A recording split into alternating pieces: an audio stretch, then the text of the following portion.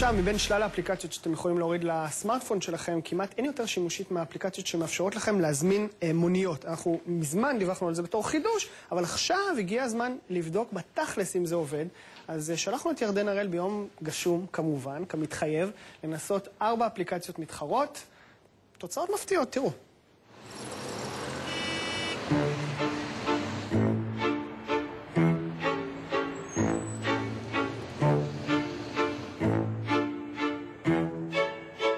לונדון מיניסטור, אבן גבירול, אני כאן ביום חורף קר, כפי שאתם יכולים לראות. עד עכשיו ירד מבול וניסיתי לעצור מונית, אף אחד לא עצר לי, כנראה בגלל הגשם כולן מפוצצות.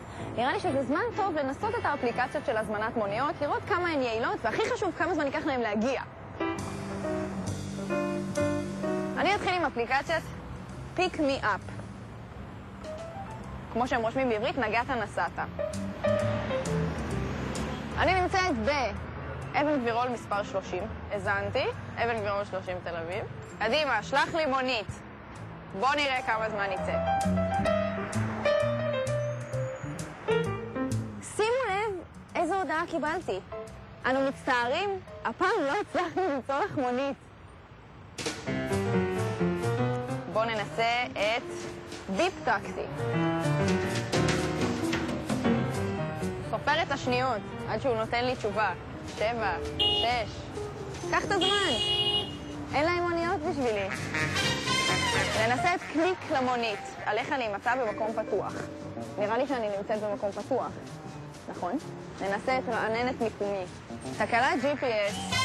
נראה לי שאני אלחץ על גט טקסי.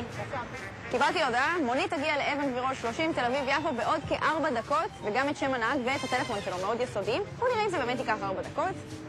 עם המצב שהיה עד עכשיו אני גם רוצה לא להגיע אחרי 5-6 דקות, כל עוד הוא יגיע.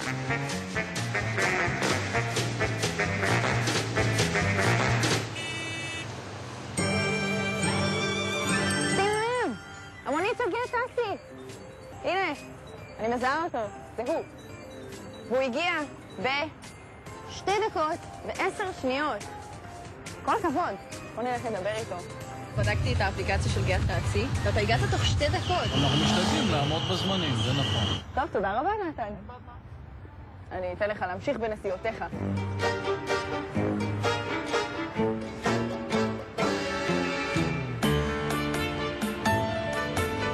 בינתיים הפסיק הגשם, אז נראה לי שאני פשוט אחזור הביתה ברגל.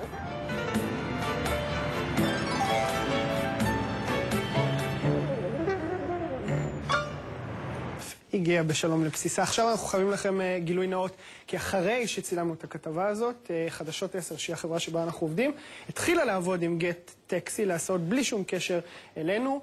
חשוב להגיד שהכתבה עצומה בדיוק כמו שראיתם, פשוט ירדן הראל רחוב ואייפון, אבל חייבים לומר גם את זה בטלוויזיה, לפעמים אנחנו תוקפים ותוקפים שמשהו טוב, אז הוא טוב, והיא באמת טובה, גם אנחנו משתמשים בה.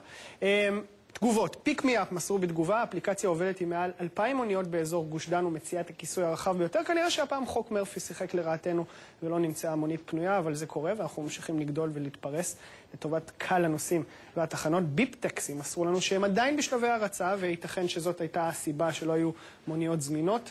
קליק למונית מבית סלקום אומרים שתקלת GPS היא תקלה שמקורה במכשיר של ירדן ולא באפליקציה. בסדר, נבדוק את זה שוב בהזדמנות. עכשיו, שיילי שינדלר עם הסרטונים שעשו את היום